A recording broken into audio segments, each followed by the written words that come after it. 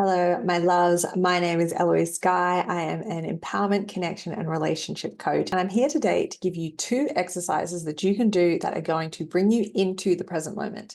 Now, you might have heard why this is important, that life only happens in the present moment. It does not happen in the past ruminations, and it doesn't happen in the future or in our anxieties.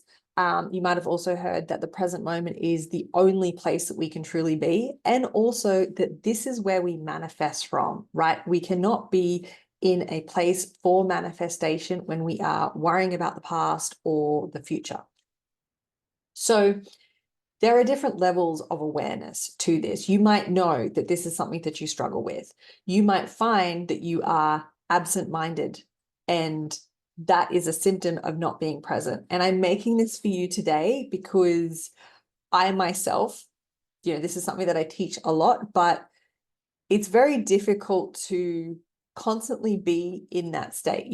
Life happens, things happen. You might have a lot on your mind. You might be doing a lot of planning. You might be doing a lot of preparation. And it is necessary to be thinking about the future when we are doing that, but we always want to be also able to bring ourselves into the present moment and focusing on what we're doing, focusing on the task at hand, so that we can really be giving our energy and our attention to what is in front of us. So I had a situation this morning where my cat has the plates that he eats off and I have the plates that I eat off. And I did not realize until after I'd had my breakfast, and I was putting the plate in the sink, that I had eaten my breakfast off one of his plates that was clean, but I pulled one of his plates out of the drawer. And I was like, hang on, there is something awry here, right? I need to actively work to bring myself back into what is my preferred way of being, from a perspective of where I want to live my life from, the only place that we can truly live our life from, and also the place where we manifest and create our experience. For some of you, this will meet you where you are at, and it will be really helpful. So the first one, this might be a little bit controversial, but if you have a very busy mind and it's very, very loud and noisy and chattery, then I'm going to invite you to start to narrate your experience as it is unfolding. So for example, you might be on a walk and you're really wanting to connect to the present moment. So you're going to notice where you are, right? You're going to be like, okay, I'm walking down a street. There's a car, there's a bird. I hear these sounds. This is the smells.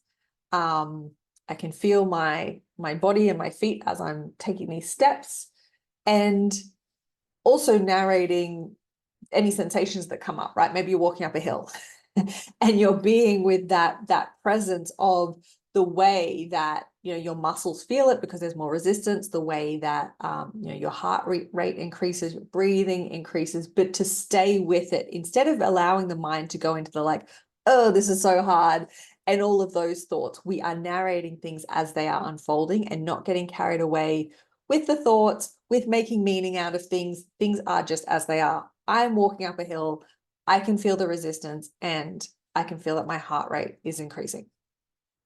This can also apply if you are, for example, doing a chore, right? If you are like doing the dishes, you're just like, I'm cleaning this plate.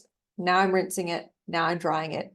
Now I'm putting it away. It's a really, really great starting point for you to be able to come into more focus of what you are doing as you are doing it. The other thing about this is that when you give your mind something to do, sooner or later, it is going to get bored and it will just quieten down, right? It's like the old thing where if you let it run free and do its own thing, then it's going to go wild.